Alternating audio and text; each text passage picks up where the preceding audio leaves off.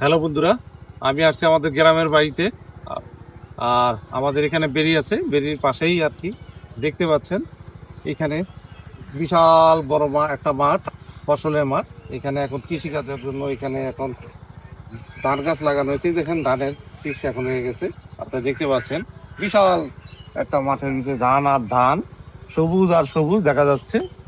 আর এখানে বিভিন্ন ধরনের গাছ আছে আপনারা দেখতে পাচ্ছেন। আর ঢাকা শহরে যানজট মুক্ত একটা পরিবেশে আমরা এবার ঈদ করার জন্য আসছি আমাদের গ্রামের বাড়িতে। খুবই ভালো লাগতেছে, শান্ত শিষ্ট একদম নিরিবিলি একটা পরিবেশ, সত্যি মনোমুগ্ধকর। গ্রামের যে আবহাওয়া আমরা এখানেই পাচ্ছি, সত্যি ভালো লাগছে।